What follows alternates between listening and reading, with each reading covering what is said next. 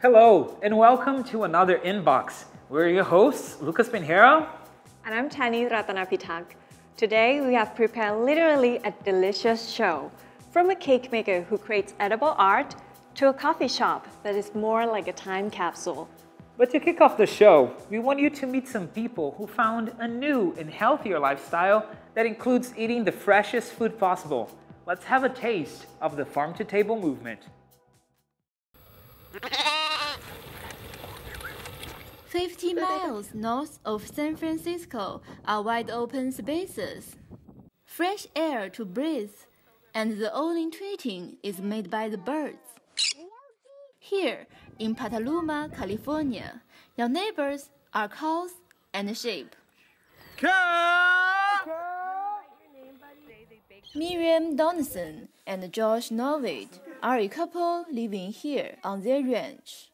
We like to farm, we like to raise animals, and we like to cook. You know, you just live your life, and after a while all of your friends raise pigs, and all of your friends raise cows, and a lot of your friends make cheese, and your friend over here like raises amazing herbs, and then you're just sourcing from your community. It makes it really nice and easy.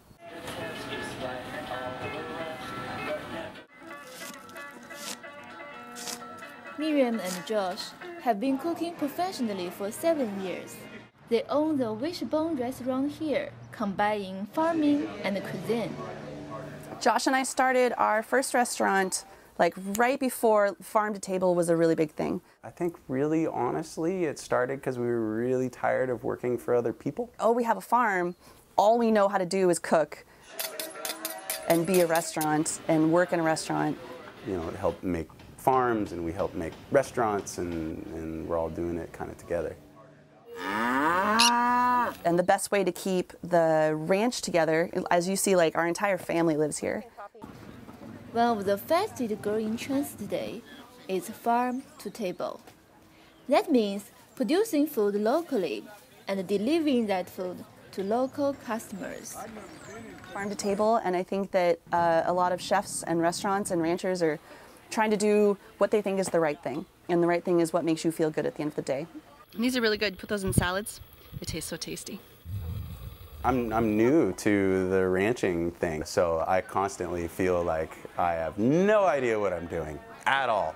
But at the same time, you know, we learn as fast as we can, and we work as hard as we can and as smart as we can, and I think that we create something that is really unique. The farm-to-table movement began in the 1960s and 70s when Alice Waters opened up Chez Panisse in Berkeley, California. It all started here at Alice's temple, Chez Panisse, in Berkeley, California. We're going to be spit roasting tonight this pork, and so that's getting ready. She's pretty awesome. She's super inspiring. When I first started really getting into food, I worked at a bookstore in Cotati, and one of the owners there, Barbara, gave me Alice Waters' autobiography. And she's like, you should read this. Like, you should definitely read this. 10 years ago, the movement began to really take off.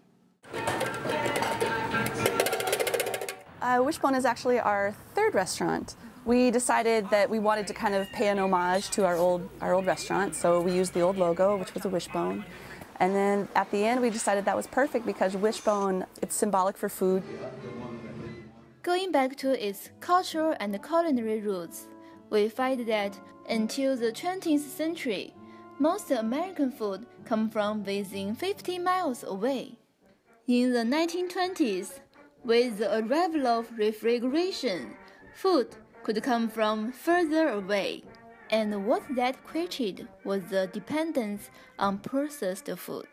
I grew up eating horrible, like awful frozen food all the time. But at the same time, I think that's very generational, you know. I think American eating habits are generally pretty bad. Julia Child's food programs showed Americans how home cooking could be an art. And you need a bowl, and you need some butter, some salt and pepper, and some eggs. Today, this healthier lifestyle trend is going in popularity. I will spend most of my day running around and like gathering ingredients and stuff. Because we're open for breakfast, lunch, and dinner, Josh does most of the breakfast and I do most of the dinner. You don't want people to come in and be like, oh, we're doing beef hash and a beef this and a beef that. Our menu changes really frequently. Part of that is so that we stay entertained, and also because we're gathering things from all over the county, like what's good today might not be good tomorrow. They go from really good to no good in like an hour. The morels, and they're like this big to like that big, and they have like a big black top, looks like a funny knit hat. Everything they cook is seasonal. They have a really, really short life. They're only here for a little bit, and they're super special. There you go. Thank you so much. Have a great evening. First thing I feel is that I don't want to waste it, that it's precious. We really appreciate our animals. I don't have like a very close relationship with some of them. You know, we were up there, I was like, oh, this is Flower, and I loved her. But the ones that you know are going to slaughter, you're like, okay, like this is the deal. To the garden. When we get things out of the garden, I feel the same way. When I get something, I'm like, this has to work, it has to be good, and it has to be precious. And they'll be fine till later. I love where we are, and we're definitely going to keep doing what we are doing where we are now. For Miriam and Josh, bringing the farm to your table is not a job, but their passion. It's really nice that in a world of fast food chains, people like Miriam and Josh take the time to understand what they eat and serve. I agree. It's always good to know that the food you are eating is good for your health. And even better, knowing where it came from. That's right. And next, a man with a sweet touch for bringing dreams to real life. It's after the break. Don't go anywhere.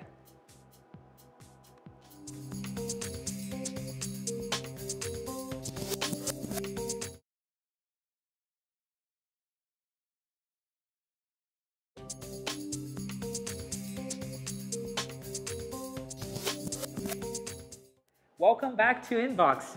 Danny, when you think about your wedding, what are your top requests? Well, to be honest, I would say my wedding gown, an amazing location, and a delicious cake. And I want it to be perfect. Yeah, we all want that as well. And the cake is always a priority. In this next story, we'll meet a man who has the difficult job of pleasing demanding brides with delicious cakes. And grooms as well. That's right. Let's watch.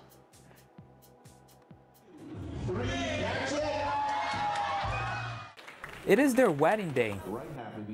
Everything has to be perfect, especially their wedding cake, the symbol of good fortune and their commitment to one another. The bride and groom have been planning their wedding to the last detail, from the decoration to the wedding cake. And this last one is crucial. Some people dream about their wedding cakes their whole lives. So we came to the Hayes Valley in San Francisco to meet the men who bring these dreams to reality in the most delicious way possible. Welcome to the home of the cake maker.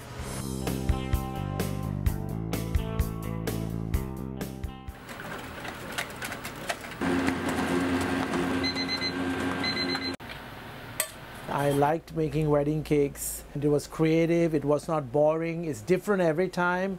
Every event is a different event, it's a different experience. Chef Bala Subramanian has been in the business of creating extravagant wedding cakes for 14 years. I wanted to focus on making wedding cakes and spend more time and being more creative and coming up with better designs, and also at the same time improve the product and give better service to the customer.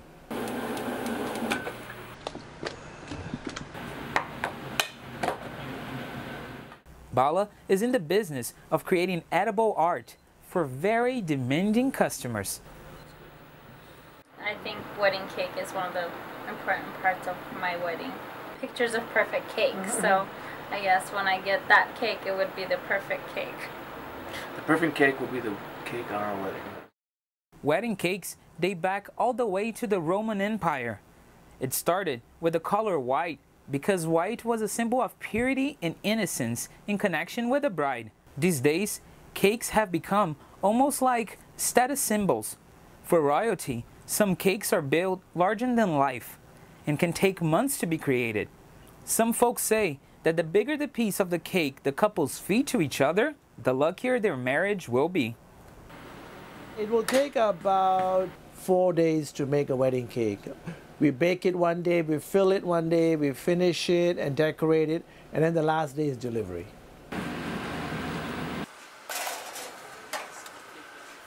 Of 18 minutes before it comes out. It is up now. Once it cools off, it'll go down a little bit. Non-coat it. And we let the cakes. Oh, it smells so good. Yeah. When you make a cake, first of all, when you design it, definitely there has to be something the client wants. And sometimes they have ideas, so you have to work with them on creating the style that they're looking for. And then as far as like engineering is concerned, it all depends on where the cake is going to be. I mean, it could be outdoors, indoors, it could be in the wine country. So if the weather is going to be hot, then we have to figure out how we are going to put this cake together and make it stay for 8 hours outside and withstand the weather condition or the room temperature and the length of the event. So all those things have to be considered in actually making the cake from beginning to the end. Not too keen about like very bright colors and gaudy colors. I like to be very subtle and classy and elegant and pure. I just don't want so much color and gaudy looking cakes. The flowers are my signature because those flowers are handmade by me freehand, and they look very real, like real roses. And then right hand shape. And I use 2 hands and I shake it. You just did like 10 while I just did 1. Yes. And mine look horrible. And I'm going to cut it. And I'll put it, that's made by Locers, right there. It's not bad. It's a flower from the wild. And everything, every step of it, like baking, filling, finishing, everything has to be perfect. And the end product is going to be really pretty, good looking, and the customer is going to be satisfied. Right there. And now, with all the finishing touches in place for showtime, Bala's latest work of art is ready for its big day. The cake is all set up on the cake table and it's all beautiful, it's all matching the flowers, it's all perfect, and it's ready to go. Have a nice wedding. Thanks to Bala. Yeah, Bala at the cake maker, they did a really great job. Couldn't have asked for a better cake. I definitely want seconds.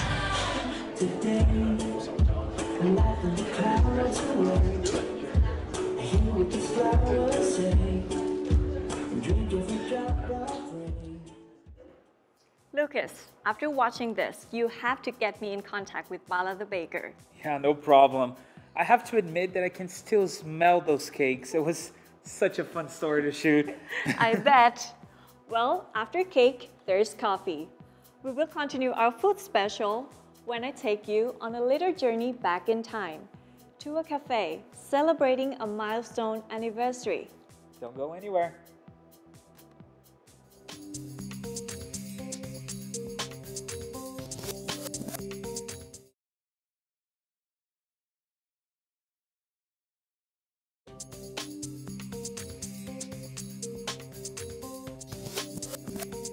Welcome back. San Francisco's urban landscape is constantly becoming more modern. That is very true. But there is a place in the city, in the heart of North Beach, that has managed to stay the same for almost 60 years. And the best part about it? The scent of freshly brewed coffee. Danny here will be our guide to this historic San Francisco cafe.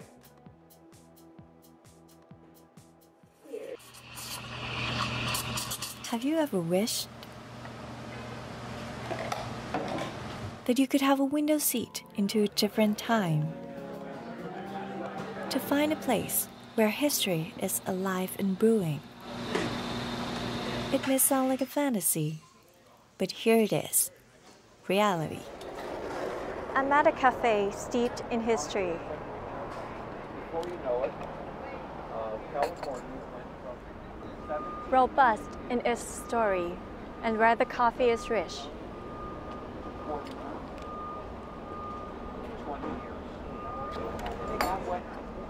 This is San Francisco's Cafe Trieste. Trieste is the first espresso house on the West Coast, founded in 1956. People who first came here in their 20s might now be in their 80s. So basically this is like a 3-generation coffee shop. Everybody know everybody. Today, Cafe Trieste is part of the heritage of North Beach, and where tourists and locals mix. Yeah, it's like a crossroad, you know. It isn't fancy. In fact, this is what makes Trieste so real and so appreciated. It's not the outside. I mean, red and green and white. I mean, it needs a paint job. But, you know, it doesn't look like much. And you walk inside, and it's a whole world. And that's the way I felt the first time I walked in, and that's the way I feel every time I walk in.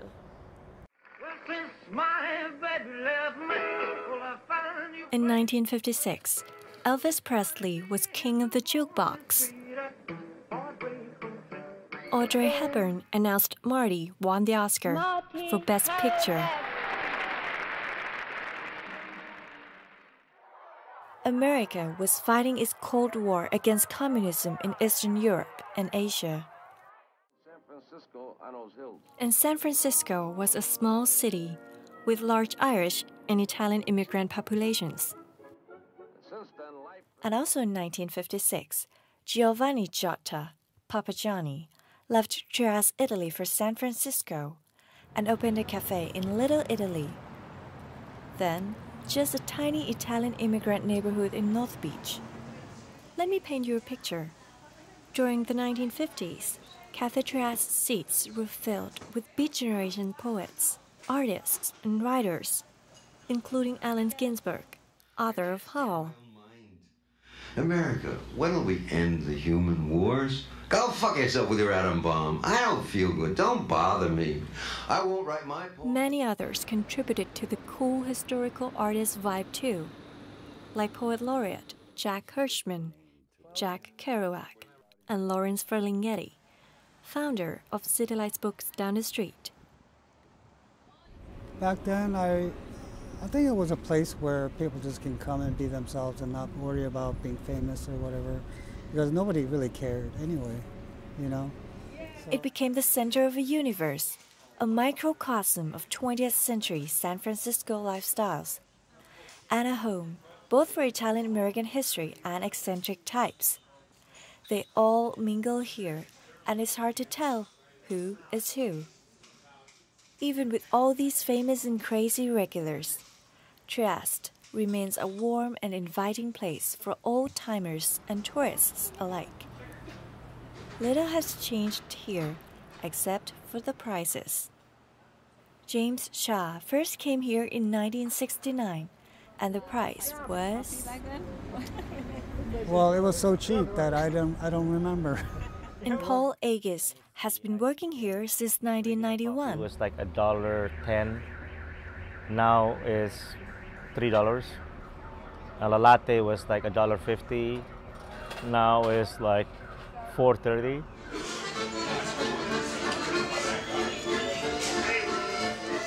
The Italian music drifting into the streets beckons passers-by inside.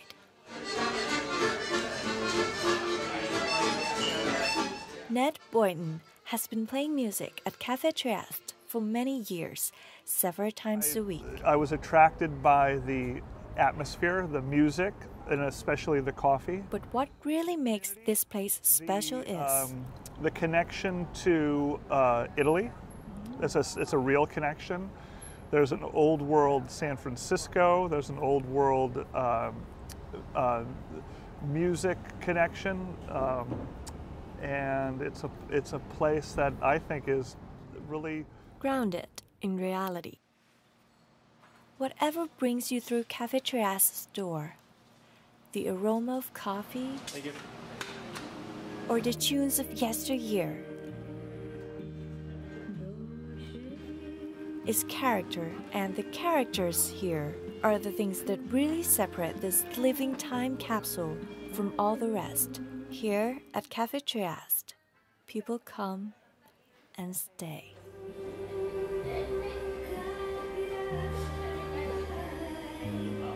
Poet Joseph Brodsky says it best. At Trieste, nothing has changed here, neither the furniture nor the weather. Not for almost 60 years.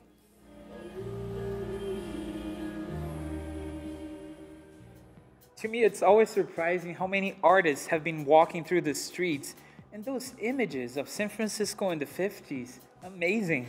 I know. Producing these stories, we watched so many old films and saw that this city always had its own personality. We'll be right back. Don't go anywhere.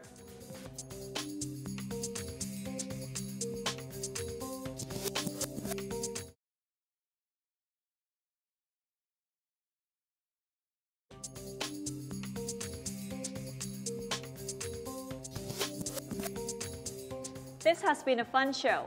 Thank you all for joining us. We showed you a delicious collection of stories that, in a way, try to capture some of the tastes and aromas of San Francisco.